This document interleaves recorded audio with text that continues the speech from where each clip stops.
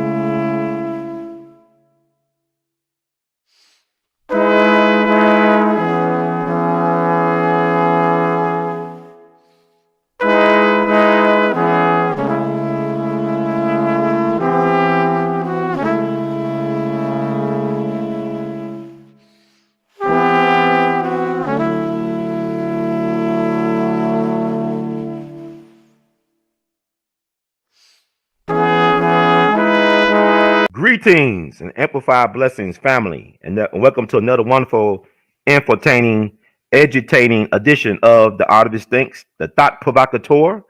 I'm your brother, Brother Ron, and this is We All Be News-Free Dixie for the 21st century, and this is where knowledge is the currency of the universe. I want to thank you all for being with us today and any other day, because you could play this on any day or any time of the day, because this is being recorded and this is for posterity.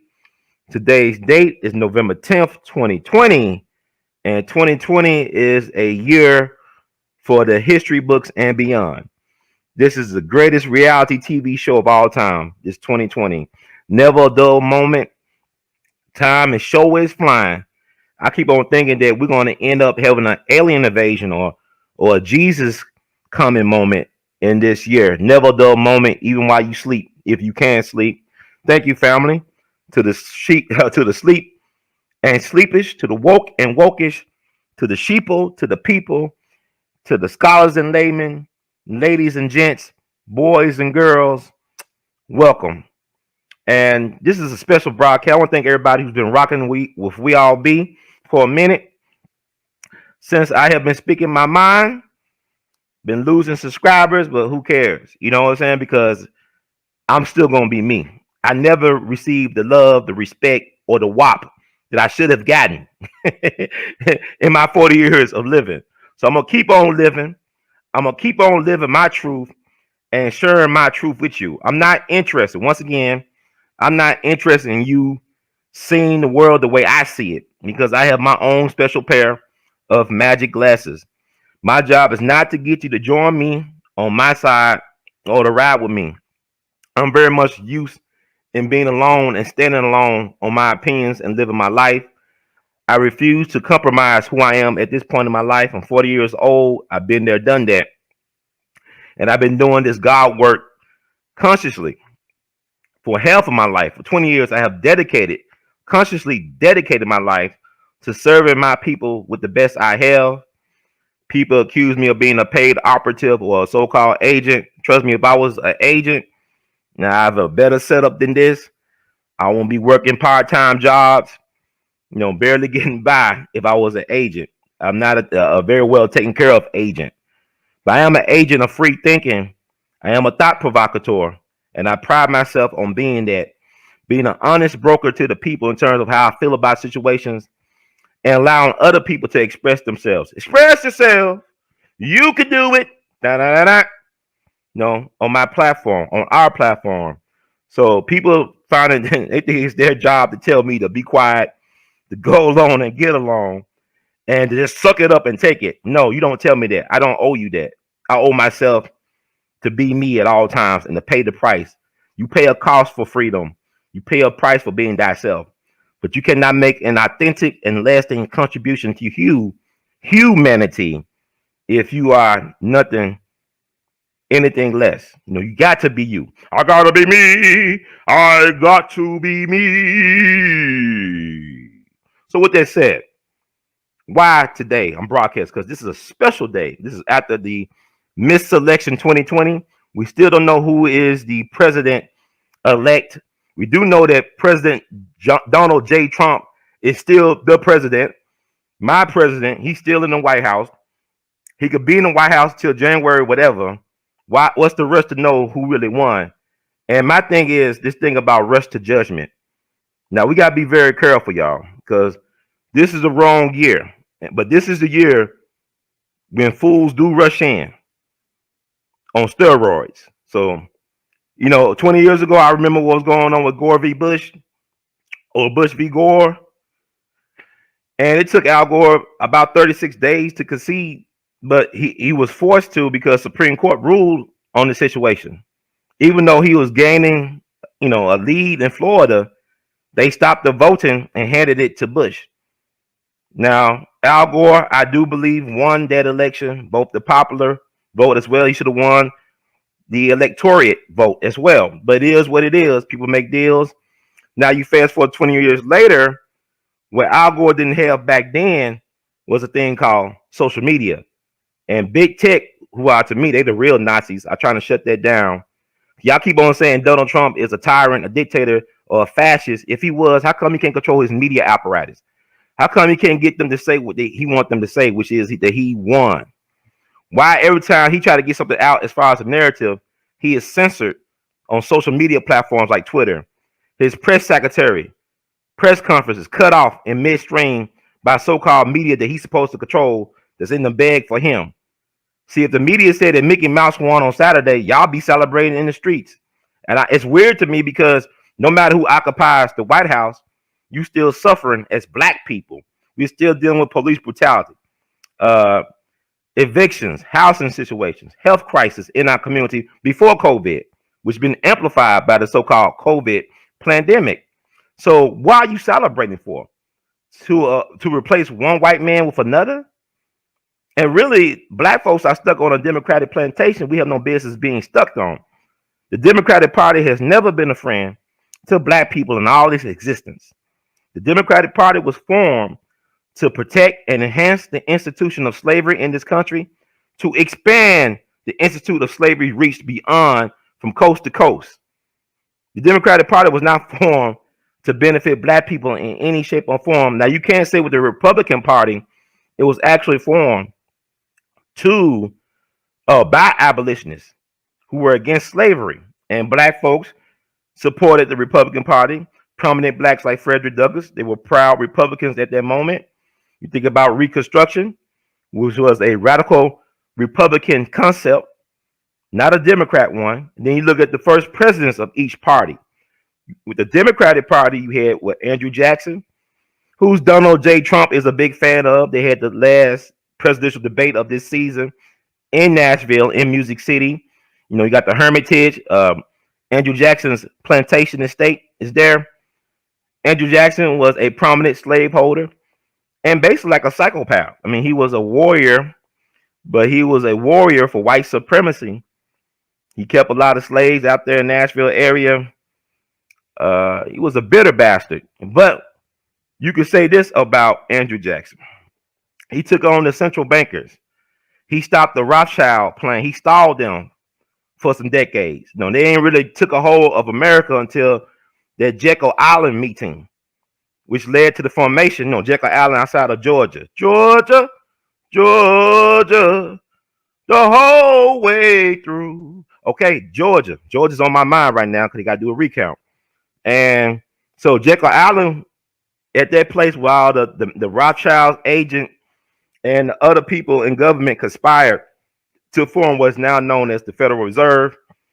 Woodrow Wilson, the Democrat, said that I will make that official, the Federal Reserve official, if y'all get me elected. And he got elected by the global cabal. Now, he lived to regret that. He said one of his biggest mistakes, from my understanding, allegedly, before he died, was helping and assisting in the creation of the Federal Reserve. That's Woodrow Wilson a Democrat, a so-called progressive. You know, the former president of Princeton University, and also the former governor of New Jersey, from Virginia, classmates with Thomas Dixon, the guy who wrote The Klansman, which was the basis for the movie The Birth of a Nation, which led to the resurrection of the Ku Klux Klan in this country. The man that was considered the Lincoln, the second coming Lincoln by black leaders like I.W. Wells and Dr. W.E.B. Du Bois. He turned coat on us. Oh, he never was our friend. He resegregated the federal government as well as Washington, D.C. as a city for decades to come. So the Democratic Party, helped usher in the Federal Reserve, which is not federal, by the way. It's controlled by the banksters. It's part of the global cabal, right? It's controlled by the banksters. And the Democratic Party, under his watch, also created the Internal Revenue Service, also known as IRS, right? So this happened with the Democrats. So it's interesting that I tell you all this stuff about the Democrats, and we still have this love affair, black people. It's like that Scandal show, whereas the lead on the show, she rather be Fitz's side chick than be legitimate. We don't want to be legitimate as far as black folks concerned with the franchise, as well as getting any tangibles. We would rather be the side chick for the Democratic Party to the bloody, confused end. So I have no love for either Democrats or Republicans. So people say, well, you voted for Trump. I actually voted for Trump twice because I love my people and I want my people to wake up. I want them to know that there's other options. Stop being so beholden to something that's not giving you any return on your investment. There's no reason for us to be so anchored on a Democratic plantation or either on a Republican plantation. Because I'll tell you about this. Y'all check out the Compromise of 1877. Because you had the presidential election of 1876, very close between the Republican candidate Rutherford B. Hayes and the Democratic candidate Samuel Tilden. Now, U.S. Grant, the general of the Union Army, which he led to victory during the American Civil War, very popular two-term president, he did not seek a third term. But like Obama, I really do believe he would have won that third term, even though he had a lot of things going on, like issues of corruptness in his office. Now, you can't control sometimes the people in your office. They're individuals. People have agendas. People are people. So I wouldn't necessarily hold him accountable for all the things people done in his name of his administration. You always going to have that in every administration. But one thing he did was make sure that black folks had access to the franchise. Not only that, he protected black folks' right to vote, especially in the South. You had black folks that held it down in Reconstruction government, jobs, lieutenant governor. You think about PBS Pinchback down in Louisiana, judges, senators from Mississippi, elected to the Senate. I'm talking about Reverend Hiram Revels and I think Bruce Blanche, something like that, his name. These were two black senators from Mississippi. So you had black folks doing their thing. I mean, we was able to play catch up really fast, but my thing is Reconstruction should have been over a century and some change to make up for what was done to us prior to 1865. We should have had a longer experiment in Reconstruction. But what happened was that Samuel Tilden, the Democratic nominee, won the popular vote, but there was a fight over the electoral votes, or electorate votes. Electorate, y'all know what I'm talking about, the electoral college votes, right? There was a fight over those votes between both parties. So the selection was unresolved, especially in Oregon, where they had 3 electoral votes up, and you had 2 going to Hayes, but 1 held out for Tilden, and that electorate voter became invalid because I think he had a government job. He was working with the post office, so he couldn't, be a voter and hold a government position, something like that. But this is what happened. This is why you say you should not be beholden to either party. Look up the Compromise of 1877. That's the deal that was made. The Democrats say, look, we'll let your Republican nominee win the White House, but what you got to do for us, if we allow you to win the White House, you got to withdraw the federal troops from the South and end Reconstruction. Once again, let me say, the Compromise of 1877 said that the Democrats will allow the Republicans to hold the White House, but they got to end Reconstruction and withdraw the federal troops from the South, leaving black folks in the wind. So this is really a short summary of what that entails. This is why you come to We All Be Black Media Matters. Where are you hearing this information from?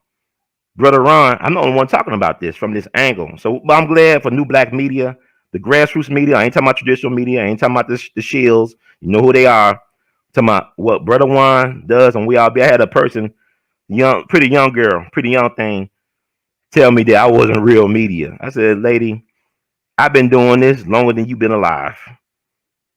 And I've been getting results unsung, doing real work, investigative journalism, giving people that don't have voices a platform to amplify their voice. This is the unsung work of We All Be with no budget. I've been doing this for 20 years. 13 years through the social media and technology thing, but overall 20 years of dedicated black excellence, consistency, win, lose, or draw.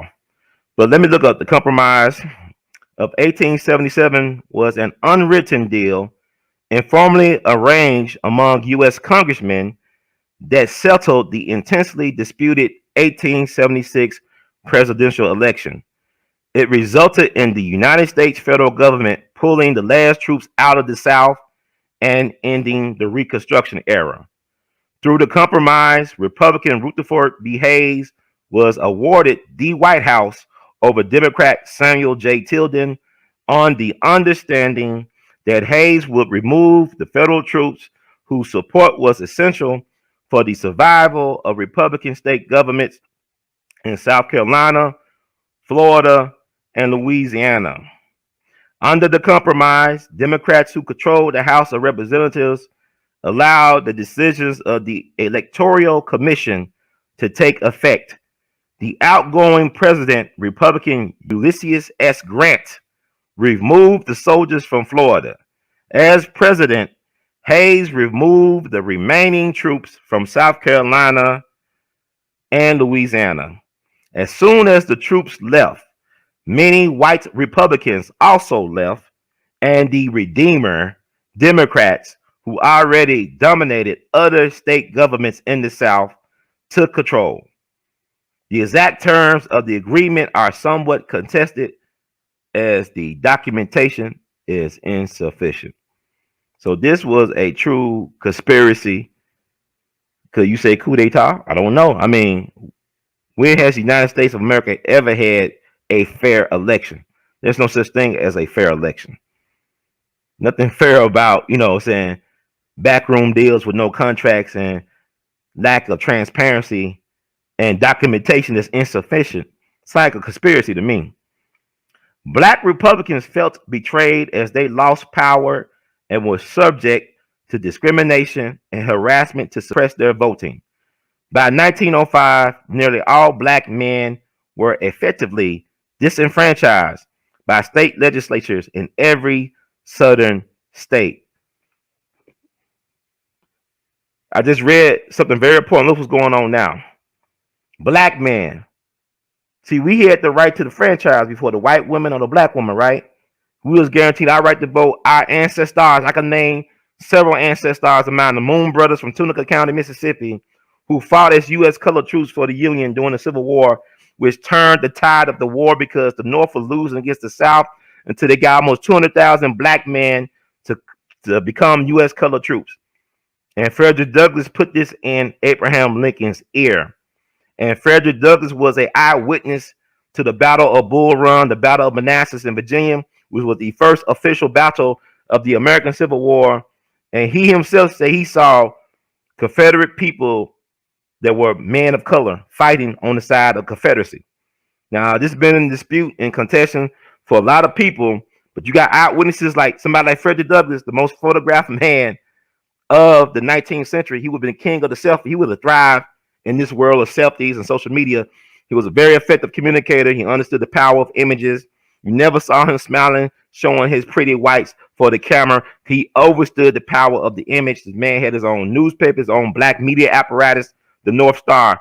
Every great leader that the black community produced created or controlled their narrative to their own media platform. Whether it be Frederick Douglass, David Walker with the Appeal, Ida B. Wells, William Monroe Trotter, Malcolm X, Marcus Garvey, Elijah Muhammad, you name them all. Every great black leader that our people produce knew the value of having their own media platform to control their narrative. So yeah, Frederick Douglass said, oh yeah, there were black people fighting for the Confederates in the first battle, the Battle of Bull Run. Y'all can look all this up. Take a look. It's all online. So Lincoln got the black man some rifles and bullets and uniforms, and we went to work. See, we wasn't fighting for the vote. People always say your ancestors died for the right to vote. Now they died for the right for self-determination and liberation. They didn't care about no vote. They couldn't vote. But the black man, through blood, sweat, and tears, earned that right. So when it was time to pass that amendment for the right to vote, white women say, wait a minute, can we get it before the black man? Or can the black, see, white women were never the friend of the black race in the way that people think. You got to look at the history. White women actually ran the plantation. They always been the power behind the throne.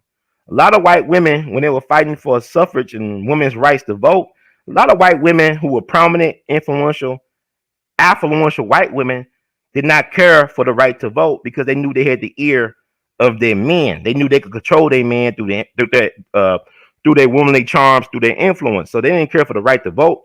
And the thing about it is, you look at the so-called white feminists, they never were interested in destroying their men. They never were interested in emasculating their man. They just wanted favors from their man. They wanted the respect of their man. They wanted access to the franchise and a seat at the table. With black so-called feminists, or with Dr. Rainey's show called Pork Chop Feminists, they hate black men. And I'm going to tell you this, you can never be a real serious black leader with credibility if you hate anybody black. If you hate black men, or if you hate black women, or if you hate black children, you can never be a black leader. You got to love all the black people. I mean, all of us, whatever our sexual confusion, whatever it is. It's not just about a certain type of black people. It's about the black family. And we've been systemically dysfunctionized. So dysfunction. This is systemic dysfunction. I'm making up words like they make up words, right? It's systemic dysfunction, right? That we're dealing with. So we got to understand the roots of this confusion and dysfunction. And this is why I do what I do. I give y'all a history lesson. Not always go into the headlines because they don't even tell you the whole story. It's all about spinning and misdirection and deflection. Like I said, if Donald Trump was such a tyrant and fascist, how come he can't control social media? How come he gets censored on social media? How come the media, the so-called mainstream media, the fake news, always bury his perspective? Like, you think Donald Trump ain't doing nothing if you just go by mainstream and fake news, that there's no response from his side as relates to the so-called misselection 2020. And another thing, you should never hold a major election in this country on a Mercury retrograde or during a Mercury retrograde. That selection or miselection was held on the last day of the last Mercury retrograde of the year. And for the people who are not hip to Mercury retrogrades, look it up. And basically what Mercury retrograde is, it happened 3 times a year, is when Mercury, the planet of communication, appears to go around the sun backwards. So all type of miscommunication goes on. You got your technology, computer viruses. You send out a text message that don't reach the person until a day later. A lot of miscommunication, confusion, and all that stuff. So I believe Mercury retrogrades are real. I date enough crazy women in my life to know that there's something to the zodiac and numerology and astrology. And I mean that with love, because we all screwed up. We all crazy. It's all on the spectrum like autism. Okay? So no disrespect necessarily. So here's the thing. I'm all over the place, right? No, I'm not. It's just so much to cover in such a little bit of time. And I'm giving y'all so many gems. It's up for y'all to really dig them out and really fully appreciate them. And I'm trying to get this done in about an hour's time. But I'm setting y'all up. Look up the Compromise of 1877, right? Also, the Democrats created the Ku Klux Klan. I'm in Memphis right now, right? The first Grand Wizard of the Ku Klux Klan was a guy named General Nathan Bedford Forrest. He was a Confederate general and a prominent slave trader on the Mississippi, and one of the fathers of what is now known as the private prison industry complex. Because after the Civil War, he was very much involved in convict slave labor. Like, he controlled a place called President's Island, which is a island in the Mississippi River between Memphis and Arkansas, between Memphis and West Memphis, Arkansas. So he had prison slave labor, another form of slavery. Black working for profit for him, farming that island. Like you go in Louisiana to a place called Angola, the plantation, where they got prisoners working for profit for corporations, but not for themselves, which is insane that we got that going on. Because you had the Angola Three, these men, three Black Panthers, who all they did was try to suppress prison rape, rampant prison rape in prison, ask for better living conditions, as well as better, all that. And they were put in solitary for confinement for decades. Look up the Angola Three. I interviewed one of them. I think his name was Brother Robert King. I think he's still around. He was in I think solitary confinement for 29 years. I think they released him in the early 2000s, maybe 2001. So I did an interview with him some years ago about his, ordeal as a member of the Angola Three. So we are punished when we not realizing that we should not be punished just for being humans. But you are in a system that you are descendants of Dred Scott, like the Supreme Court told Dred Scott in 1857. You nor your descendants have any rights that the white man by law is bound to respect. So we keep on begging for stuff we never gonna get. We're not gonna get justice in a system that is only qualified to give us hell. You begging the devil for mercy, and the devil can only give you more hell, Black people, or so-called Black people. Wake up, right? So John Nathan Bedford Forrest was a war criminal for the most part. He led the Fort Pillow Massacre 1864, which almost 300 U.S. colored troops were massacred after trying to surrender at Fort Pillow. Very controversial. Even Abraham Lincoln called it a massacre during his lifetime. There was a congressional inquiry. They went down there, interviewed survivors, participants, and everybody, eyewitnesses, and the Congress came to the conclusion that it was indeed a massacre. Now it's controversial. People are like, well, Forrest lost control of his command. Well, if you are the leader, you are accountable. So if you lose control of your command, you still got blood in your hands. And Forrest was a hard man. You know what I'm saying? Forrest is unique. I mean, he killed a lot of white men. He was like Clint, he like a real life Clint Eastwood from Unforgiven or something. This man killed a lot of white men and got away with it. He was a son of Tennessee, came up through poverty, but became a self-made man, a self-made millionaire by selling Black people. And he was the first Grand Wizard of the Ku Klux Klan, and also, guess what? He was a Democrat. He was a delegate to the 1868 Democratic Convention. He was an alderman in the city, I want to say before the war. And not only that, they took down his statue over his resting place on Union Avenue in Memphis 3 years ago, this December. But guess what? Right across the river in Arkansas, in West Memphis, Arkansas, he founded a city called Forest City, Arkansas, that he named after himself. It has a federal prison over there where T.I. stayed for those interest and gun charges. They kept him over there. And also, Al Green, the great R&B singer, Al Green was born in Forest City, Arkansas. And it's majority Black. But we don't know. So people thought they were doing a big thing by taking down his statue off his body, off his remains. But he's got a city named after him. Then the state of Tennessee recognizes his birthday every year, officially. His birthday is July 13th. He was born July 13th, 1821. They recognize his birthday every year, right? Okay. And also he got like a 2,500 acre state park in Tennessee named for him. So Black people, what are we doing? That statue was up there for 100 some years. It ain't bother me or nobody else. And we more interested in hiding symbols. Like the way we treat politics is like comfort food. We're not taking ourselves seriously, and we getting all this junk into our system, and it's destroying us from the inside out. Black people, this is not a good look. This is why I do what I do. I take the time to break it down. Y'all can find all this stuff online. I know y'all don't trust a Black man. A Black man's not even respected. I'm gonna reinvent. I'm gonna flip it. I said reinvent what Malcolm said in the 60s, because a lot of Black women and Black women is God people and all this mess. They want to harp on what Malcolm said, but yet when Malcolm talked about the Democrats, y'all still voting for Democrats. Malcolm told y'all about the evils of the Democrats in his last speeches. He said, why Black people vote for Democrats or trust in white liberals anyway? And I'm going to read something from Malcolm, because today is also the 57th anniversary of the Message to the Grassroots. That's one of my favorite Malcolm X's speeches of all time. The Message to the Grassroots, which he delivered in Detroit, November 10th, 1963. This is 12 days before the Kennedy assassination, the coup d'etat. See, today they do coup d'etats through mass voter fraud, but back then they just shoot the president in his head in broad daylight before the public. And it's interesting to note that both Donald Trump and JFK are Geminis. JFK was born May 29th, 1917. Donald Trump was born June 14th, 1946. Both Geminis, both disliked by the deep state. You know, Kennedy security was compromised via the Secret Service. The CIA didn't care for Kennedy.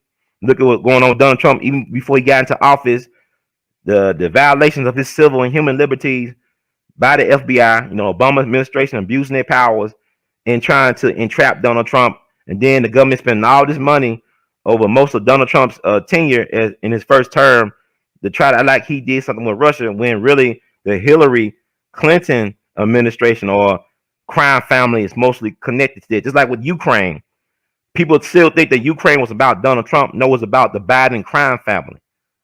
Everything you think is about Trump is about something else. They use him as a deflection, a distraction. He's really not the problem. What Trump is doing, he's exposing the problem, right? He's exposing all of that stuff, right? Exposing it. He is not the problem. He's the mirror. He's showing you what it really looks like. It's like the picture of Dorian Gray, right? Where Dorian Gray looks all young and stuff, but he got his portrait in the attic or whatever, and it ages while he looks a certain way. Trump is showing you what America really is. It's more than just draining a swamp. This is spiritual warfare, people. And then y'all want to throw Dick Gregory in my face. I voted for Trump twice when Dick was alive. And no disrespect to the Baba Dick Gregory. I love Dick Gregory, as you all should know. But at the same time, I think for myself. And Dick Gregory and them really ultimately they lost. They didn't win. If they won, we wouldn't be dealing with the stuff we're dealing with now. If they won, and we lost so many people, man. Dick Gregory lost a lot of his good friends before they turned 40, man. Dick was frustrated because they lost. All that sacrifice and them hunger strikes, running across the country, doing all the stuff he did over his life, we still not at where we should be as a people. So the marathon continues. So this is strategy for me. I'm my own person. I want to win. I'm tired of losing. I want to win. So you learn from Baba Dick, and the ancestors, the righteous ancestors. So a lot of y'all just small-minded. Y'all think y'all gonna trip me up. Y'all don't want it with me. I be kind to y'all on these chats and stuff, and in the comment section. You don't want it with me. You won't win a debate with me. You know, I've been trained by the best. You won't win with me. I'm from Memphis. We know how to do that wordplay, man. You ain't gonna win it with me. So just accept what I do, or just move on. I mean, I'm not interested in you being my friend. A lot of y'all really ain't my friend. I never met you all. Y'all know more about me than I do about y'all. So how can you be my friend? You know? So, but let me say I love my people. This is why I do what I do. But I want to get to that Wilmington race massacre thing. I think it's very important to talk about. But let me read this long quote from Malcolm, and then we'll get to the Wilmington race massacre.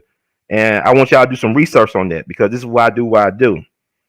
And I'm all over the place. It's so much to know, and it is what it is. So I'm not going to change that for nobody, because I've been along all this time.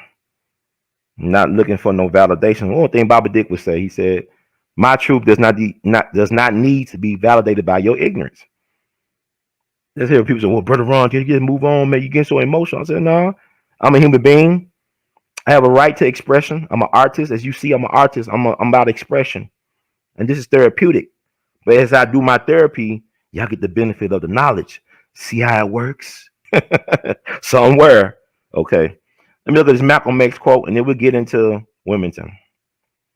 And thank you all for the support. Y'all know how to do it. I thank you all. Y'all know who y'all are. There's always somebody sending me a text message or an email or a call or leaving a voice message to let you know that, hey, Brother Ron, you stay encouraged. Because a lot of times I want to quit, but every time I try to get out, y'all pull me back in.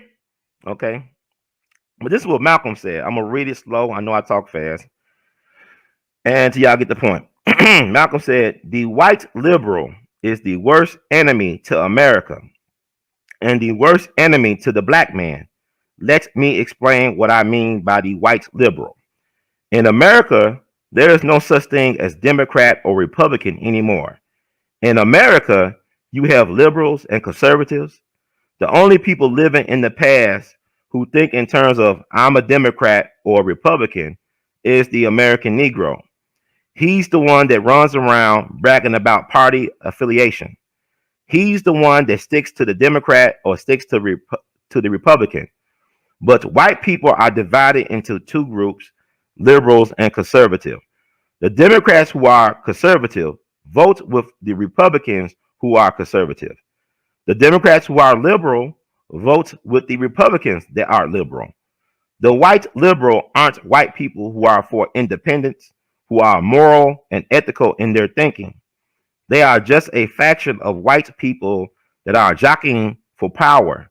The same as the white conservative is a faction of white people that are jockeying for power.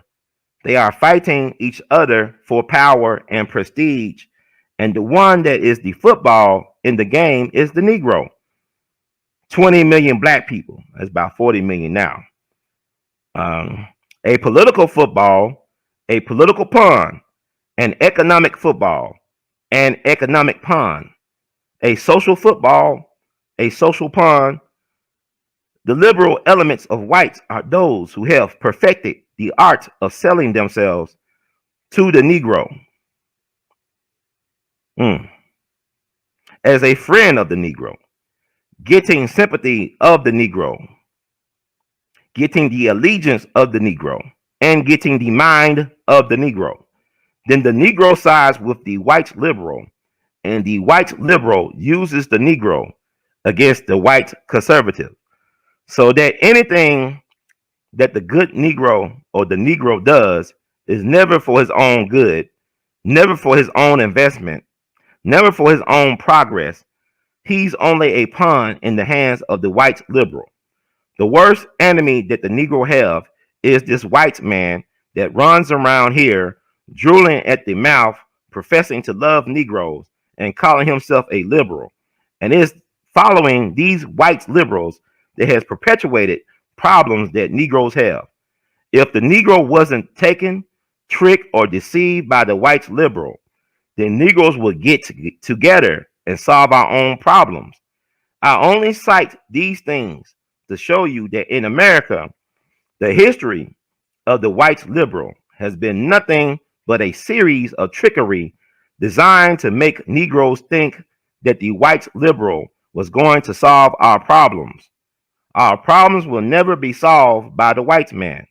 The only way that our problem will be solved is when the black man wakes up, clean himself up, stand on his own feet, and stop begging the white man, and take immediate steps to do for ourselves the things that we have been waiting on the white man to do for us. Once we do for self, then we will be able to solve our own problems. The white conservatives aren't friends of the Negro either, but they at least don't try to hide it. They are like wolves. They show their teeth in a snarl that keeps the Negro always aware of where he stands with them. But the white liberals are foxes who also show their teeth to the Negro, but pretend that they are smiling. The white liberals are more dangerous than the conservatives. They lure the Negro, and as the Negro runs from the growling wolf, he flees into the open jaws of the smiling fox. One is the wolf, the other is a fox. No matter what, they'll both eat you. This is Malcolm X from over 50 plus years ago. And people claim they're Malcolmites, right? All these black folks, I love Malcolm X. I'm a follower. I bang with Malcolm X. All voted Democrat, just about. Malcolm been warning y'all from the grave about these Dixiecrats, about Democrats, not just any particular Democrats like James Eastland, Joe Biden's mentor from Mississippi, who really was the architect of the Southern strategy for the Democrats, for the Dixiecrats, right? The Southern Manifesto from 1956. Look it up. Take a look. It's all online. So Malcolm been banging hard on the Democrats for the last 2 years of his life. And y'all claim y'all Malcolmites. Y'all not no Malcolmites. Y'all scared of Malcolm. If Malcolm was alive today, how many of y'all would actually listen to Brother Malcolm? I remember talking to this beautiful sister, this elder named Mama Colette from St. Louis. back in the 50s. I believe early 60s, she was living up in Harlem, in New York, and she used to tell me about always seeing Malcolm X on the street corner talking to the people when she get off the subway. He said, "Oh, this guy just talking nonsense. He's crazy. He always talking this jive about the white man, the devil, and all this stuff." Then one day she had a traumatic incident, and then she got off the subway and headed on to the street. She heard Malcolm, and everything started to click. Everything started to make sense. And this is what I do on my program. My program not just to shock people, but to make you aware of contradictions. My job as a thought provocateur is not to get you to think like me, but to get you to think for yourself. Think for self by heightening the contradictions, showing you the contradictions, the irony of things in this so-called system, right?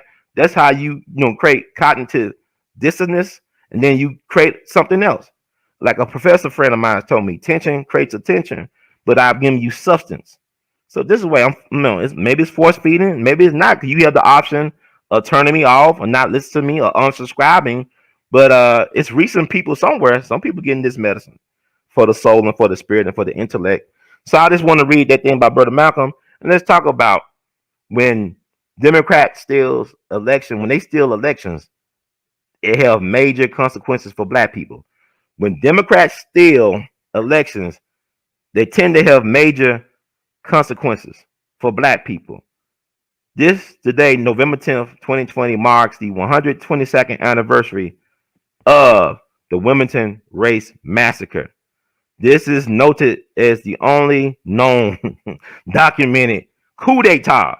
This is not just a race riot or a massacre, but this was a overthrow of a government by force, a coup d'etat. This happened after the Civil War.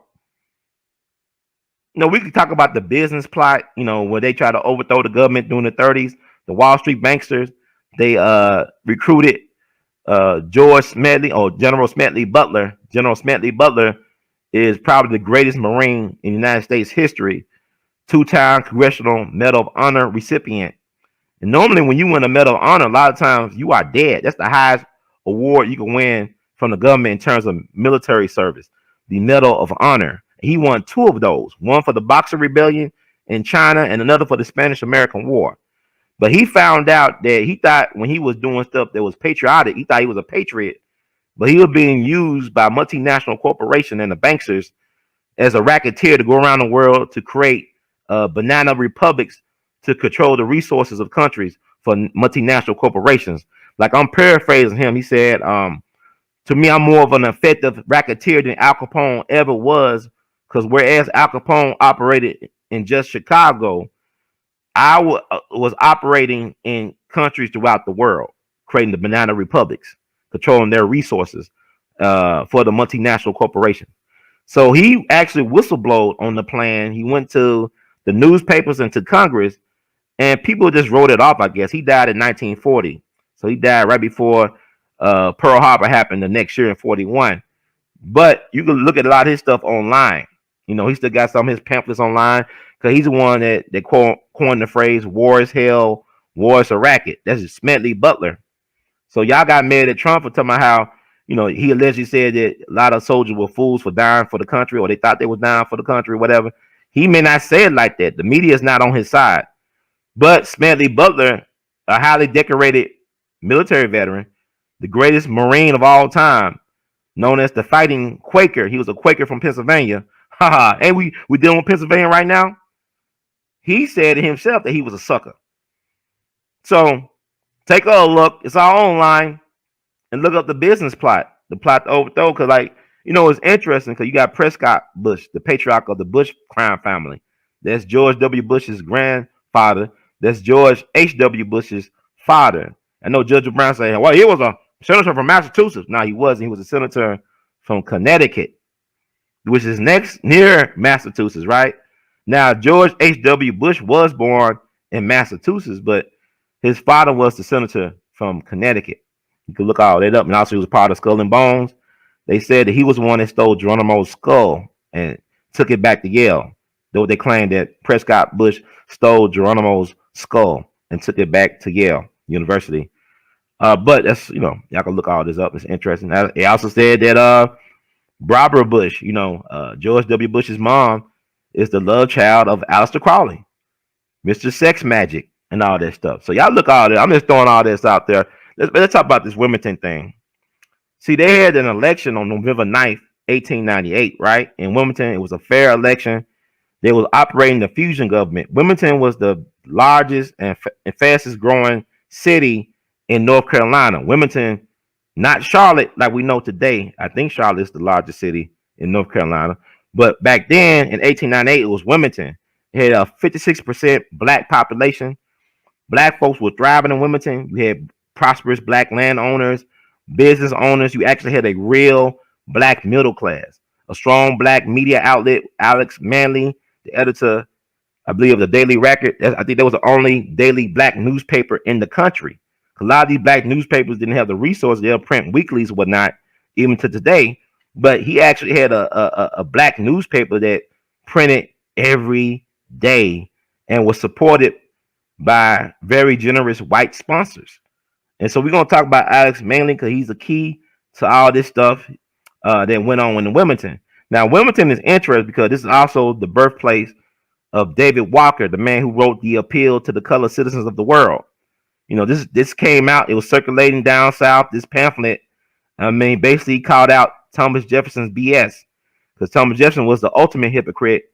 You own slaves, you getting down with Sally Hemings and them, and black folks ain't inferior because one of your best friends is the great Benjamin Banneker, the guy who designed DC from memory, Washington DC from memory, who designed the first grandfather clock or godfather clock in the country, helped produce a very influential and successful farmer's almanac. That Benjamin Banneker, maybe been a member of the Dogon tribe. That brilliant brother right there, that's one of your friends, and you think black folks inferior, and this guy like him exists in your time, probably more brilliant than you. But that's another story. But he's from Wilmington. And, back in the day, about Cape Fear, the movie Cape Fear, I believe was set in Wilmington in North Carolina, I think. But Cape Fear actually is a waterway in Wilmington. And, I read stories where in Cape Fear, I guess it got a name for the strong currents and tides, but also they used to take the most rebellious black slaves, enslaved black people, and decapitate them and impale their heads on sticks.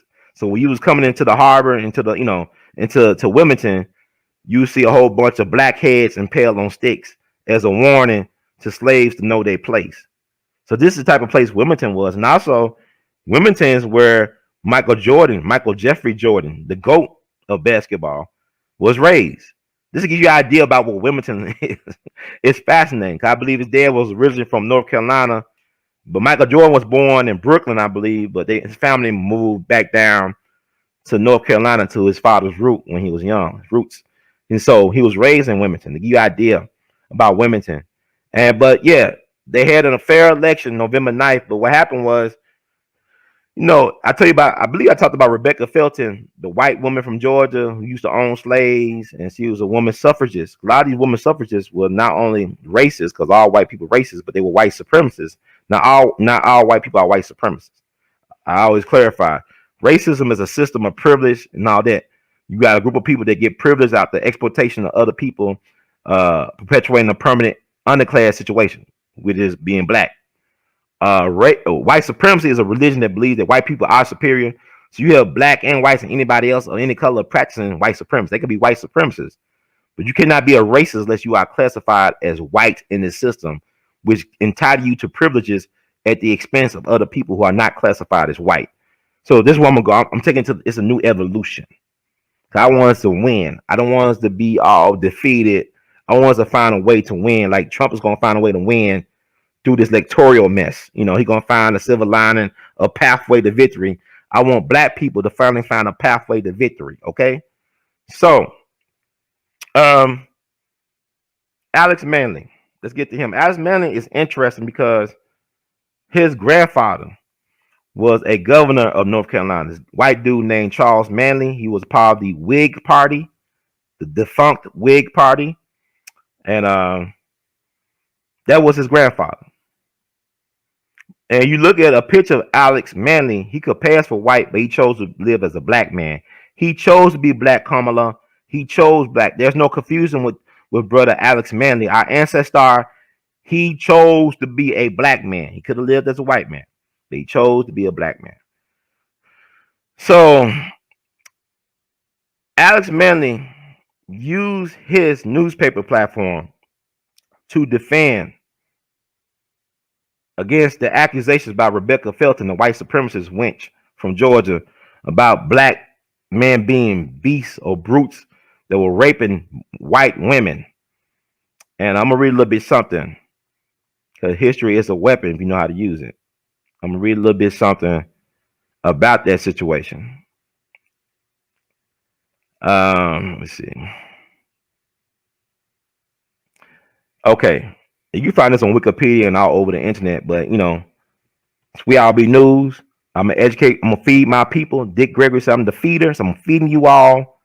But don't stuff yourself. Don't overstuff yourself. I'm gonna make sure that I feed y'all enough not to get full, but to say, oh, I want some more of that, man. I'm craving it. So I'm just giving y'all a little breadcrumbs, whatever. You know, sometimes you go to a restaurant, they try to fill you up on bread and water and all that. They give you a lot of rolls and fill you up and make you full, and you can't eat your dinner all the way. You gotta take it home.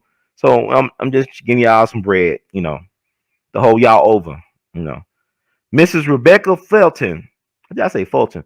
I meant Miss Rebecca Felton. Felton, it was an E.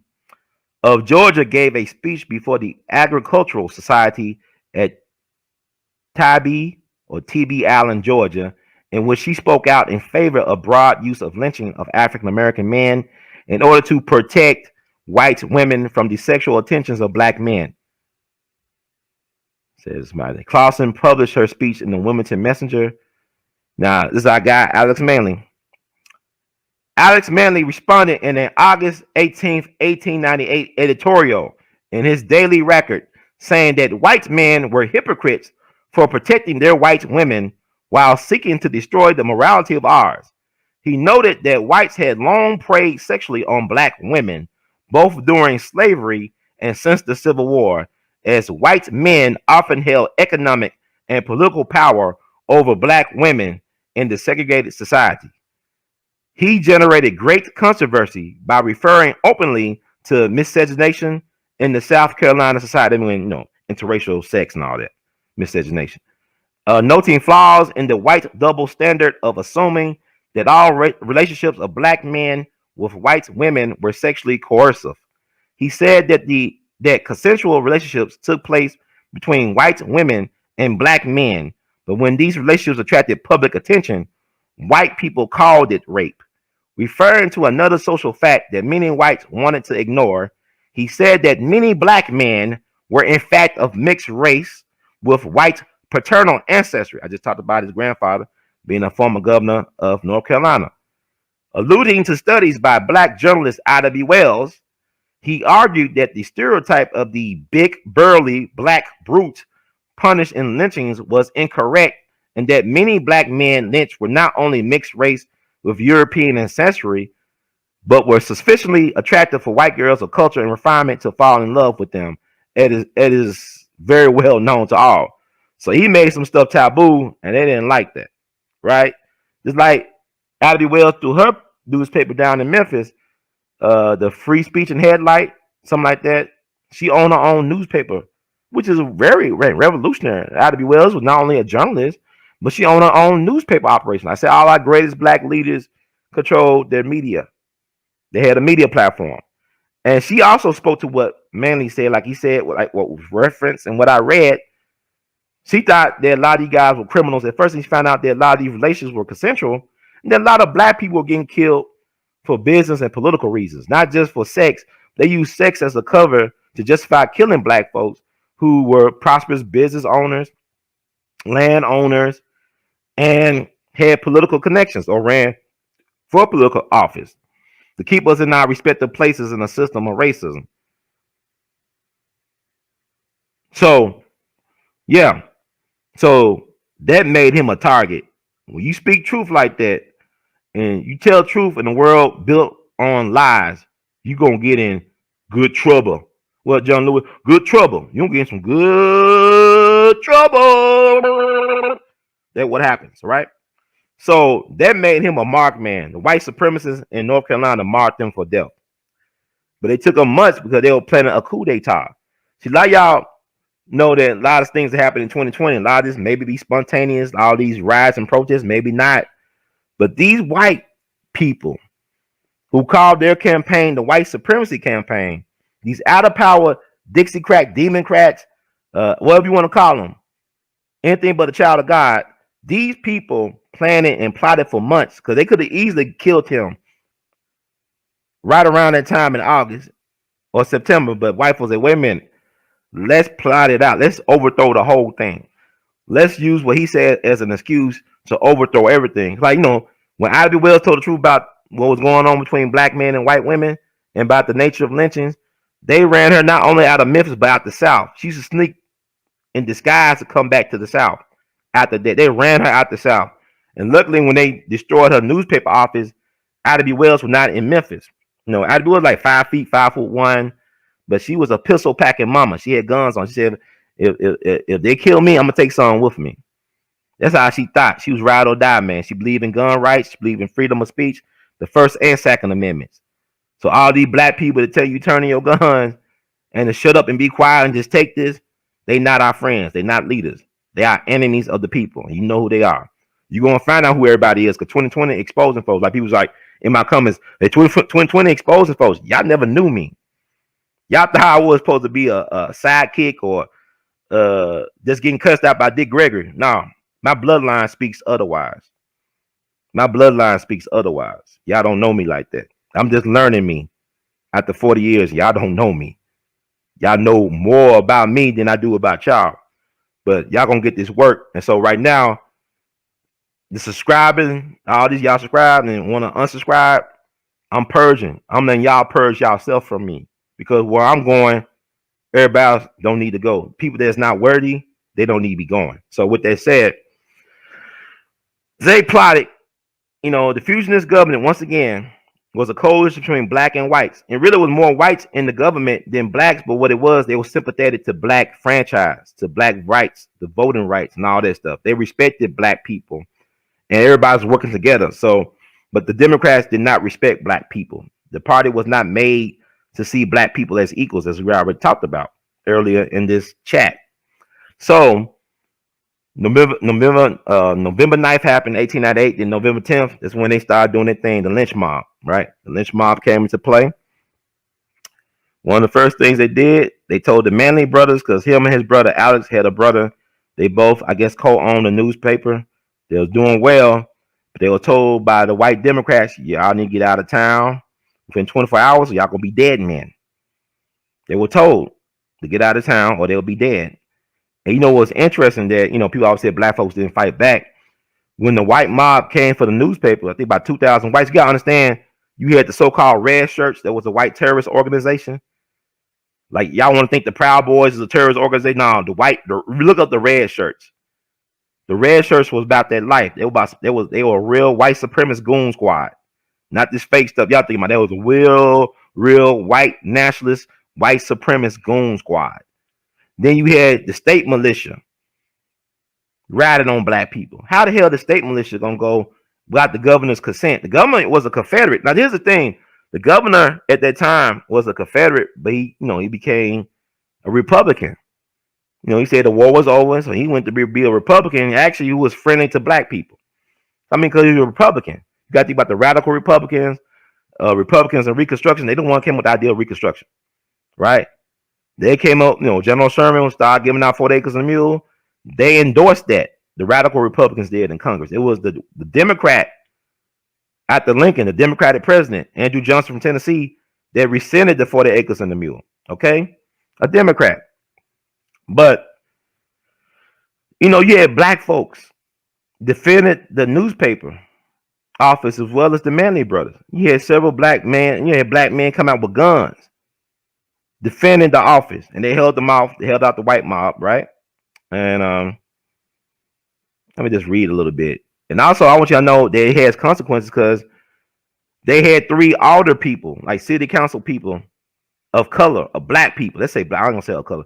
They had 3 black city council folks on the Wilmington City Council. But after the insurrection, after the coup d'etat, they had no black city council persons until 1972. Think about what I said. This stuff happened in 1898, and it wasn't until 1972 before they had another black city council person in Wilmington. That's almost the whole century. That's almost the whole 20th century without black representation in local government. And then not to mention that it became a sundown town for decades until the 70s. I just told y'all Michael Jordan is from there. So to understand the psychology of a Michael Jordan, you gotta understand where he came from. He came from Wilmington, Cape Fear.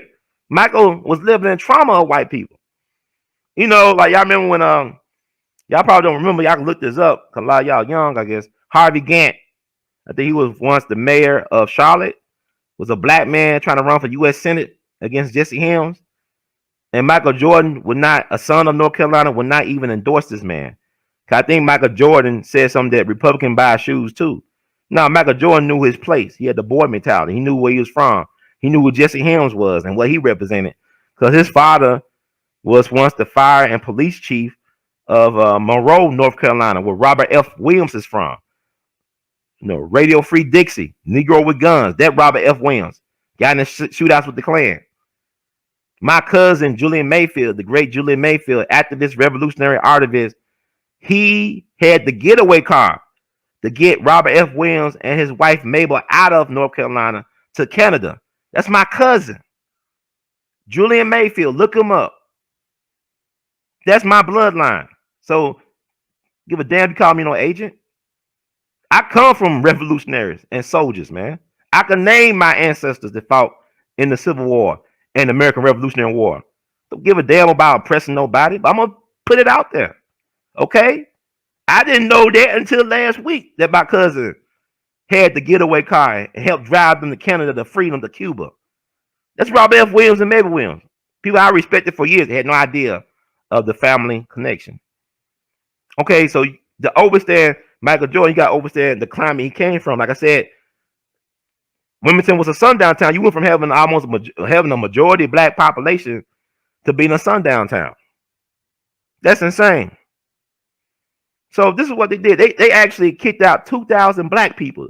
These white Democrats kicked out 2,000 white people. I mean, 2,000 black people. Let me take that back and roll it back. These white Democrats who called their campaign the white supremacy campaign kicked out 2,000 plus black folks. Black folks was fleeing for their lives. They said they could never come back. They could never come back to Wilmington or even to the state of North Carolina, or it'll cost them their life. So they left businesses. They left all type of land.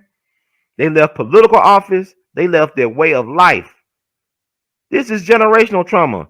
This is generational wealth stolen. They stole our generational wealth. Democrats did this. White Democrats on their white supremacy campaign. Let me just read a little bit. Y'all go online, but I'm just going to do this because, you know, I'm trying to get my people awake. Because people want to argue me. Y'all always going to question a black man that knows some stuff. I'm always wrong. Never could be right. I'm on Trump payroll. Yeah, real. You think I'll be doing this if I was somebody payroll? Come home, man. I got to go to work on a part-time job, pay part of my bills. I got to choose what bills to pay. I want to pay every month. Yeah, but I love my people, man. Let me see. Trying to look up some stuff. But yeah, the Democrats took over the state of North Carolina too. So really it was a coup of the whole state because you had a Republican governor. I said governor, I believe his name was Russell. His last name was Russell. So people say, well, how come he didn't call in the federal troops? You had a Republican president, William McKinley, who was also a Civil War veteran. He fought for the Union. He's from Ohio. They assassinated William McKinley in 1901 in Buffalo, New York. That's how President Theodore Roosevelt became President Theodore Roosevelt in his early 40s, no less. But William McKinley knew about what's going on because you had black leadership in D.C. as well. No, you had Representative George White from North Carolina. He was the last black congressmen in Congress. When he left in 1901, it would be decades before they had another black congressman in Congress. I believe that came about from Oscar DePriest from Illinois. I believe he was the next black congressman in Congress. That was like in the late 20s and 30s when he came on the scene. So you had all that time where black folks didn't have no type of representation in Congress for almost I guess 30 years of the 20th century. That's crazy. But he was from North Carolina, and he dared not come back, even though he was still representing the state. He stayed in D.C. He was a successful lawyer and real estate guy. He founded the town, I think, Whitesboro, New Jersey. I think it's Whitesboro. He founded that town. That's where Stedman Graham is from, the longtime beau of Oprah Winfrey. He's from Whitesboro, New Jersey. It was founded by George White, the congressman from North Carolina, who was the last congressman for a long, long time in Congress until Oscar DePriest from Illinois. So y'all can look all that up. Y'all can correct me in the comment section as well too if you want to. I don't care, but I love y'all. I'm just saying. I'm just being me. I got to be me. I got to be me. Okay. So let me see. Yeah, man, it was planned out, and the media helped too. The fake news media, they helped spreading rumors and lies and misinformation to really take it to the next level. It sounds like what's going on today. You know, you got the media shilling for the Democratic Party to cover up a big fraud of the American people, but because we got social media, things are being exposed. And it's only a matter of time. But like I'm telling y'all say, oh, no, so what? They both cheat. Yeah, they cheat, but Democrats got a way of cheating that's like they take it to the next level, man. Like you gonna have us believe that Joe Biden got more votes than any president candidate in history? This man could barely get folks to come through his drive-through rallies. You had more folks going to drive-throughs to Chick-fil-A or drive-ins with Sonic. And he was getting at these rallies. I mean, Trump was like a rock star by himself. He was getting stadiums packed out, all types of stuff by himself. This man had all type of Hollywood elite helping him. Lady Gaga, John Legend coming, all these Hollywood elites helping him, and even Obama. And he still couldn't fill it out. You know, just uninspiring and just really looking tired. It's looking like a joke. And you people think that this is okay? That we should just pucker up and shut up? No, I'm not going to go along. Because first of all, we need to get more black folks out there plantation matrix. I'm not saying being for either party, like Malcolm said, but be black first. Everything I do in terms of politics, the way I think is black first. It may not be black popular, but in the end, in the long term, I'm looking at the future. I'm looking long term. We can't keep on going this way. You can't keep on saying that you love your children and then allow them to be vaccinated without your consent. What type of fool are you? Only a fool will let their enemy teach their children. You know what Malcolm said? Only a fool will let their enemy teach their children. But yet y'all think I'm the fool when I go out my way to try to share information that a lot of y'all don't even want to get. Y'all don't even want to receive this. This should go viral, what I'm sharing with y'all. But it's just silly stuff. That's why I know black folks ain't serious, because y'all care too much about football and basketball and Lizzo and Cardi B. Y'all care too much about NBA YoungBoy and all this stuff. Not saying that, but these celebrities should never be our leaders. Malcolm warned us about weaponized celebrities back in the 60s. And y'all still care about what Janelle Monáe and John Legend and come and say they don't represent me. They don't live my struggle. They so disconnected from reality. It's ridiculous. And now you saying that these folks, they are celebrities, they made deals. They can't even speak up for their people. They always throwing black people. Don't you think it's funny how a lot of these celebrities, when they throw black people under the bus, they get rewarded by their masters, by their puppet masters? When they just blatantly disrespect black people. I'm talking about in politics too, because they're a bunch of clowns. I'm talking about Auntie Maxie Pad, Pound Puppy Face. I'm talking about her. The 80s baby know what pound puppies are. Y'all look at pound puppies. Look more like a pound puppy than a name James Brown. But I'm saying when she disrespect black men, like how so many black men on Skid Row in LA, how black families have been evicted on her watch, 30-year tenure coming this January. She don't even live in her district. She disrespects black men the way she does. Got the nerve to disrespect black men who love black people by doing the most unpopular thing in the black community, which is to vote for Trump, which I did twice. because I love black people. Ain't no love of Trump. It's all strategy. You go back to 64, because a lot of y'all ain't really Malcolmites like that. Y'all lie to yourselves. Because I asked a lot of y'all, what's y'all favorite Malcolm quote or favorite Malcolm speech? Then when y'all say by any means necessary, y'all put an asterisk by. I don't mean that. Well, don't say it. If you don't mean it, don't say it. But Malcolm even told black folks, maybe y'all should vote for Barry Goldwater in 64. Hiding the contradictions.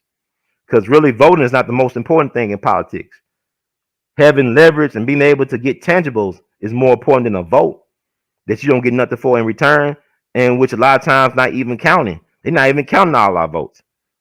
Or they disrespect the voting process by really being fraudulent with it and not transparent.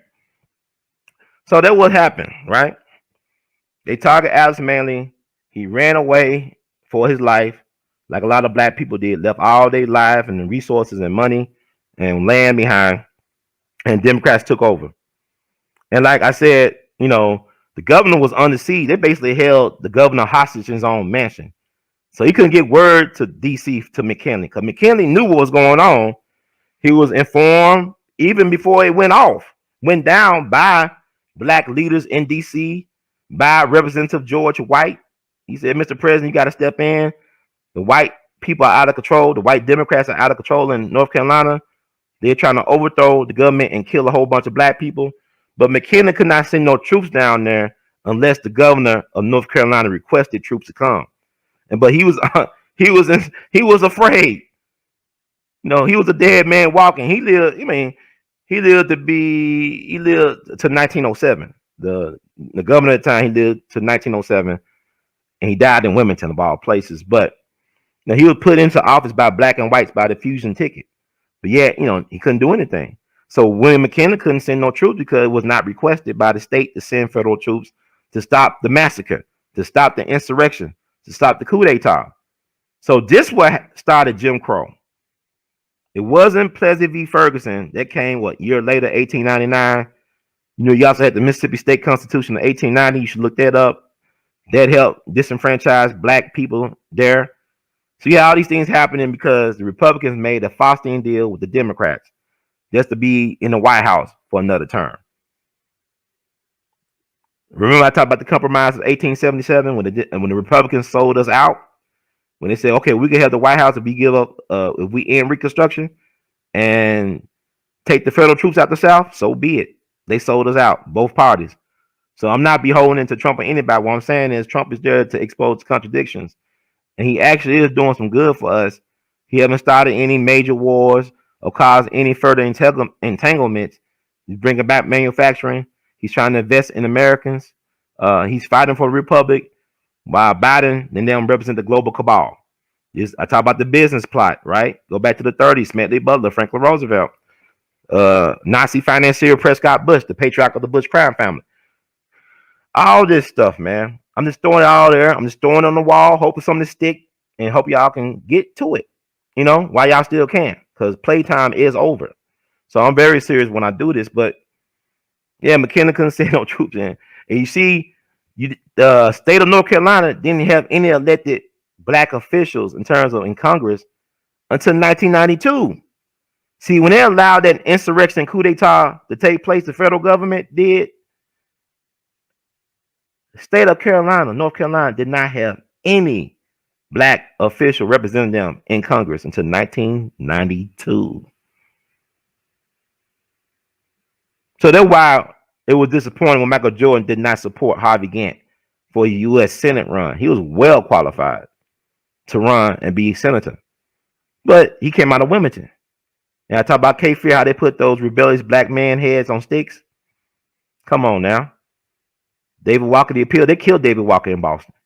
That pamphlet helped cause the Nat Turner insurrection in Southampton, Virginia, in 1831. Think about it. David Walker was the black version of Thomas Paine. Thomas Paine was the white man from England who wrote the pamphlet Common Sense, which got circulated among the 13 colonies, which led to the American Revolution. But you don't hear about Thomas Paine a lot anymore. The rights of man and all this stuff. You want to know why you don't hear about Thomas Paine? Because Thomas Paine was like one of the only founding fathers that was very sincere about freeing black people. He said, how can we talk about liberation and liberty and democracy when we want to free the black man? And they never forgot that no white folks, you don't see no bridges or schools or airports or counties or anything named for Thomas Paine in this country. And that's the reason, because he was standing for black people.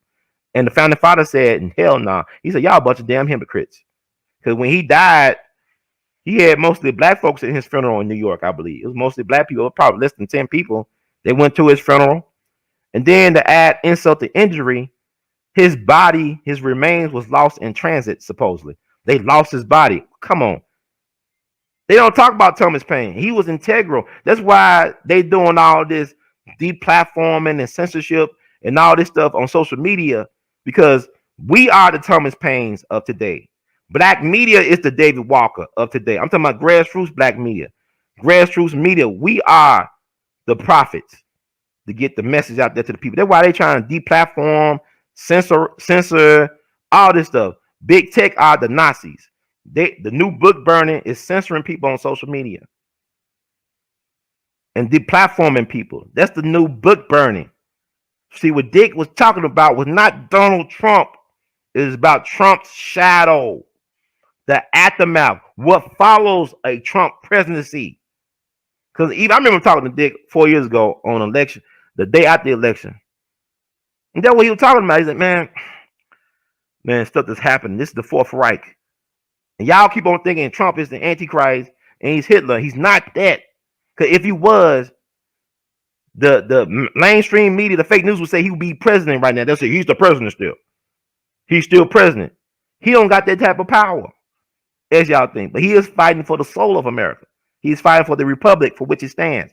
See, you got to admit to yourself, when Dr. King died, he was very unpopular with the American public. I remember seeing Reverend Jeremiah Wright on back in 2009 on the anniversary weekend of Dr. King's death. I saw him April 3rd, 2009 at the University of Memphis. We had to go to metal detectors because people hated Reverend Wright so much. Oh, this country will be built on Christian values and stuff, but you hate a man of God for telling the truth about America. So we went to the metal detectors at the University of Memphis, and he said that he remembered in Chicago when Dr. King was assassinated in Memphis, how a lot of big-time black preachers in Chicago celebrated with their congregation that Dr. King was dead. Dr. King had so much hatred with his own peer group. Read his letter from a Birmingham jail. That was not addressed to the average black person. It was addressed to the clergy, his peers. Dr. King called for a meeting for the Poor People Campaign of over 100 ministers in Virginia back in 1967. Guess how many ministers showed up? None. Dr. King and some churches was not allowed to speak from pulpits, in churches, in black churches. They threw a smoke bomb in the ventilator system in the auditorium down in Houston during a rally. They was trying to do fundraising for the movement, and a lot of people believe it was some ministers involved in throwing a smoke bomb or whatever, or a stink bomb inside the ventilator system that sabotaged that fundraising effort in Houston. Now, it's a lot of things. I'm trying to tell y'all something here. Like Dr. Short said, we love our traitors, but we hate our heroes. Dr. King was despised when he died. Now he's been reinvented, right? Abraham Lincoln was despised. They had a civil war over him being president, among other things. It divided the country. But when he died, he was despised. When Trump is despised right now on that level. He said he did more for black people than Lincoln. And really, is he lying? Because presidents, for the most part, they don't really do too much for us. And by him just doing a little bit, it was more than what even Obama did in 2 terms. And under all the stuff he was facing, the impeachment, all this stuff, a farce. Y'all don't even understand yet. Trump is not what they say he is.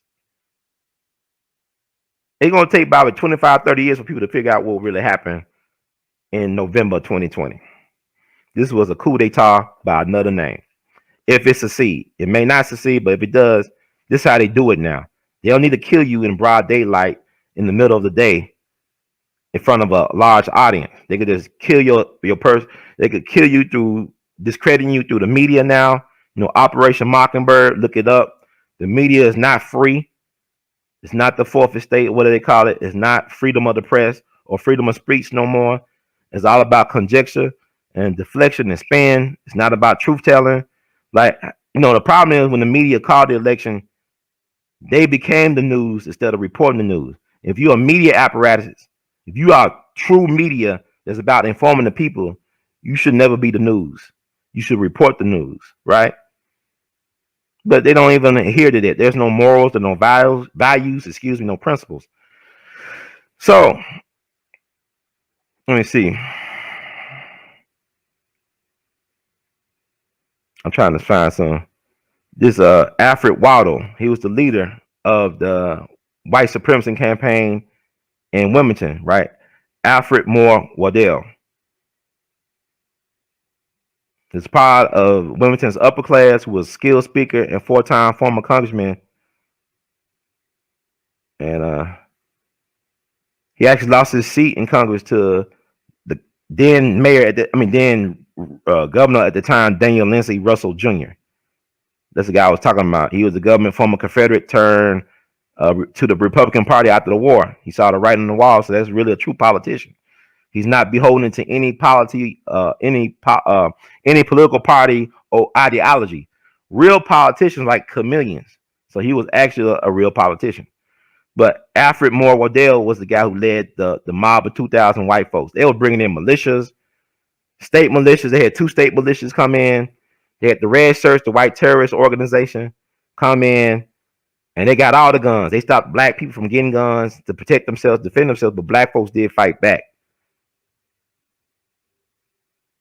Let me see.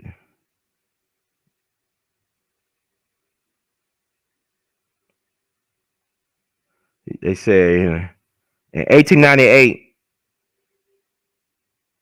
Let me see. I'm gonna read a little bit. Y'all can read it yourself. But he lost his congressional seat to Russell, the future governor, in 1878. Waddell remained active after his defeat, becoming a highly sought-after political speaker and campaigner. He positioned himself as a representative of oppressed whites and a symbol of redemption for the inflamed white voters.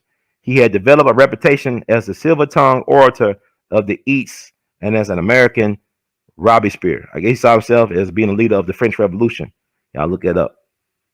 In 1898, Waddell, he compared himself to the leader of the French Revolution. In 1898, Waddell, who was unemployed at the time, was also dealing with financial difficulty. His law practice was struggling, and his third wife, Gabrielle, largely supported him through her music teaching. The chief of police, John Melton, later testified that Waddell was seeking an opportunity to return to prominence as a politician in order to lighten the burden of his wife, a white woman. So he did this for a white woman. Remember how that lady Rebecca Felton called for lynching of black men to reserve and protect the honor of white women? So white women, how are they minorities when they have this type of influence and effect over their man? Let's see. Waddell aligned with the Democrats in their campaign to redeem North Carolina from Negro domination. Melton stated that Waddell, who had been out of public life for a while, saw the white supremacy campaign. They named it the white supremacy campaign back in 1898 as his opportunity to put himself before the people and pose as a patriot, thereby getting to feed the trough, to the feed trough or trough, thereby getting to the feed trough. Waddell was hired to attend elections and see that men voted correctly. Poll watchers, anyone? With the aid of Daniels, who would distribute racist propaganda that he later acknowledged helped fool a ring of terror, disparaging cartoons of blacks before speeches. Waddell and the other orators began appealing to white men to join their cause. Okay.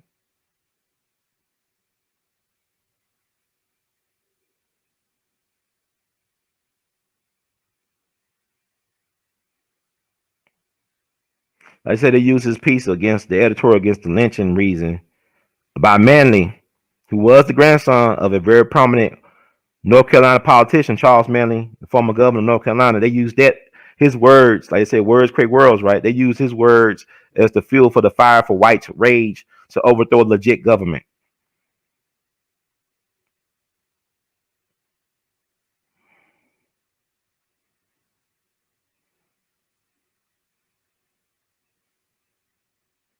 This is what Rebecca Felton said. in 1897. When there is not enough religion in the pulpit to organize a crusade against sin, nor justice in the courthouse to promptly punish crime, nor manhood enough in the nation to put a sheltering arm about innocence and virtue, if it needs lynching to protect women's dearest possession from the raving human beast, then I say lynch 1,000 times a week if necessary. That's what this woman said that I told y'all about. And Alexander Manley, at 32 years old, stood up for the black race. That's a man. He used his newspaper to do it. I read that earlier. All right.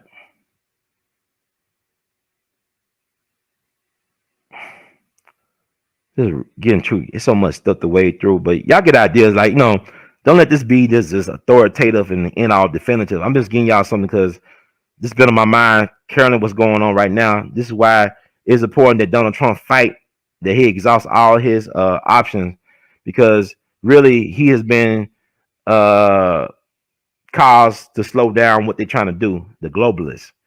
Donald Trump is actually slowing them down, and that's what they don't like. They want to get him out of office as soon as possible because he's slowing them down, their agenda. And Joe Biden is definitely a part of the agenda. They had no idea that even with this pandemic, that Donald Trump would still be this popular, that he still get this type of populist feel for Donald Trump. Because really, they trying to sabotage his legacy. He had this economy. Imagine if this COVID thing never took place. There would be no question that Donald Trump would have won this clearly without any controversy. Because Joe Biden was not a great candidate. He tried several times before to be a presidential nominee. He just didn't have it. Then Obama legitimized him, and and the rest is history. But I'm saying Joe Biden just ain't. I mean, you trying. This can't be a referendum on Trump because Trump got over 70 million votes. It can't be, he got all these votes because of Trump. No. People in the country love Donald Trump. And a lot of people hate Donald Trump, but Donald Trump has exposed a lot of reality. He's the red pill. Donald Trump's the red pill and Joe Biden's the blue pill. All right? And a lot of us don't want to wake up to the reality that we're dealing with, that we're facing as black people. We're very infantile in our politics. We are in a state of arrested development. So this is why I'm willing to take it for the team. Y'all want to call me crazy. I'll be reading y'all comments every night. I don't respond to everybody because I got too much stuff going on. But I'll be looking at stuff, a lot of y'all ain't really wise counsel. So I ain't gonna even listen to a lot of this stuff. I laugh about it. But I think I did enough red shirts. I'm trying to just wade through this stuff.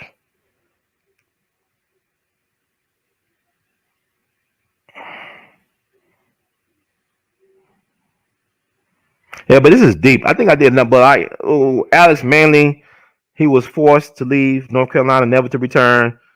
He moved to D.C. at one point. He was working with George White. He was real close to George White.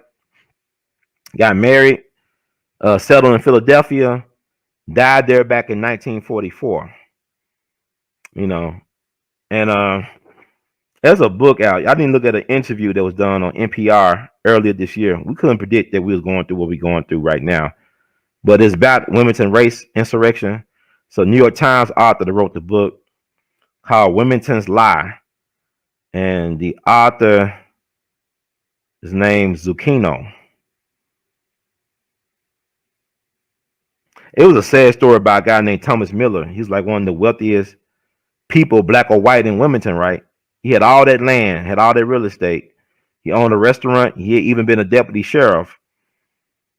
And he was seen as a threat by the white supremacist people, right? Because he had all these resources, kind of like Isidore Banks over there in West Memphis, Arkansas, owned 3,000 acres of land, philanthropist, helped run and own a black-owned cotton gin that processed cotton that's worth in today's money millions of dollars, and they stole all his land. They lynched that man 66 years ago and stole all 3,000 acres. What Internet 55 run on, Interstate 55 run on today, and the Trail of Tears. And they forced him out of town, man. They take him to jail. and then put him on the train. And he never came back. He begged the people years later to let him attend his mom's funeral. His mom was like one of the oldest people living in Wilmington. She died. He wrote to people he thought were his friends to, can I just come see my mom off? And they would not even allow him back to bury his mom properly. The man ended up dying of a broken heart 2 years later. This shit is sad. This stuff is sad, excuse me. It said the effect of the coup and the aftermath was that blacks did not hold elected or appointed offices in Wilmington or in eastern North Carolina for another 70 years. 70. 70 years. That's 70. That's a whole lifetime. So you mean for almost all the 20th century, black folks were not allowed to hold elected or appointed offices? Black folks have fought in every war for this country. And we're not allowed to participate in the franchise?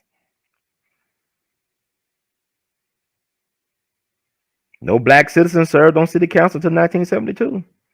And while Dale, like I said, that the guy who led the white supremacy, he made himself mayor during an insurrection. He made himself mayor.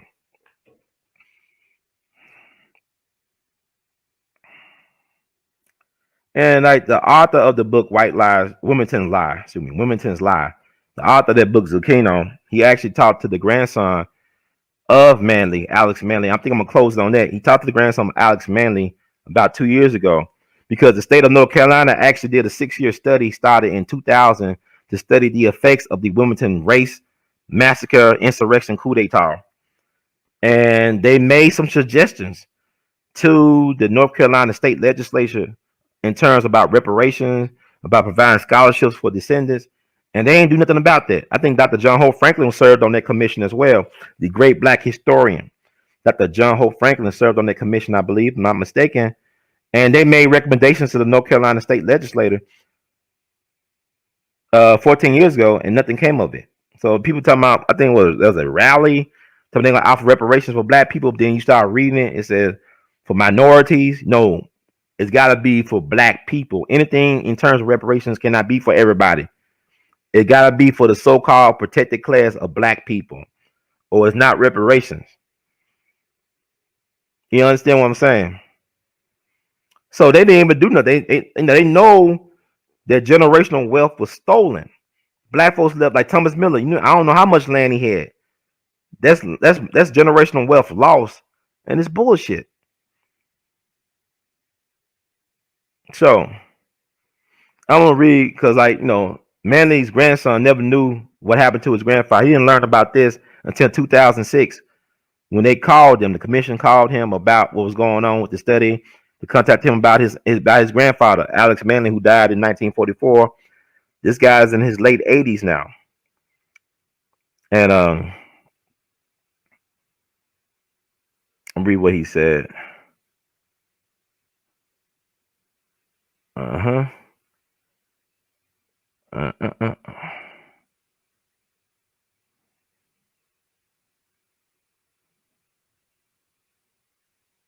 trying to find. Remember, this is before Tulsa, Oklahoma in 1921. This is before Rosewood in 1923. This happened in 1898.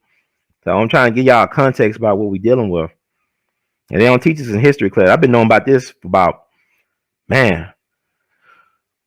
over 14 years, I think. I used to talk about this all the time. I did workshops about this. I remember I went to a conference in Raleigh, Durham, and talked about this during a workshop I did in the state.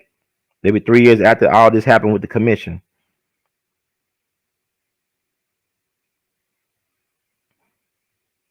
Yeah, I'm gonna read what he said. He said, "This is Zucchino, the author. You can find this NPR, right? He did this interview with NPR. I'm just reading the transcript from the interview. It's about 37 minutes, but it's worth a listen. Okay, it was done earlier this year. Zucchino said, I talked to Alex Manley's grandson, Lewin Manley Jr., who at the time was 85 years old. He talked to him like, let's see. He's a retired dentist living in Atlanta, and he grew up. He knew his grandfather as a child for a few years. He knew Alex Manley's wife very well, his grandmother, And as he was growing up, he kept hearing these stories about Wilmington in 1898 and how his grandfather was directly involved. His family would not tell him anything, and it really pained him, and it bothered him that he could not get anything out of his family. And he realized much later that this was such a painful and searing experience for the family that they decided that they would never talk about it again. Alex Manley did not tell anyone the details of what happened. He said very little about it. He said he wanted to let the past bury the past, would not talk about it up until his death in the 1940s. His grandson learned the true story of what had happened in 2006. This was when a state commission, which had been appointed to investigate the cases or the causes and the impact of this riot, had spent 5 years investigating it, and in 2006 came out with a 400-page report that just detailed what had happened. And Lewin Manley read this and was astonished, had no idea what had happened. This man lived this all his life not knowing what happened to his grandfather, what traumatized his grandfather, what created this generational trauma. And when I talked to him, I asked him, can you ever forgive the whites for what they did to your grandfather 120 years ago? So I guess he talked to him in 2018. And he says, well, I'm not a religious man, and I can't forget, and I won't forgive. I hope they're burning in hell, all of them. Right on. So, yeah, get that book, Wilmington's Lie, by this author, Zucchino, New York Times author, and teach your people about the 1898 Wilmington Race Massacre. That what happens when the Democrat steals elections. That is what it is. It's not Brother Ron saying it. It's not a Trump supporter saying it. It's history telling y'all. The righteous ancestors want this to be known. Also, Alex Manley, like I say, he moved to Philadelphia, lost his newspaper business, became a painter to support his family. And that was his grandson saying he can't never forgive, forget, and hope they burn in hell. And I think, like I said, George White, the representative, he also moved to Philly. He started a town in New Jersey that still exists today. I think it's called Whiteboro. Make sure I got it right, because y'all be hard on a brother. Like I said, y'all be hard on a brother when he gets stuff wrong. It's called Whitesboro, New Jersey, right? Whitesboro, New Jersey. It still exists. That's what Stedman Graham's hometown, right? So, in the words of the great Gilton, we love you madly. But also remember, if you like the words from Brother Hurd, please subscribe and pass it along. We All BTV on YouTube for the moment. You can still find us on We All BTV at YouTube. You can cash app your support, $R2C2H2. That's $R2C2H2. You can also Vimo. It's called Vimo. You get us at R2C2H2, at R2C2H2. You can buy Artivist Art, R2C2H2.com.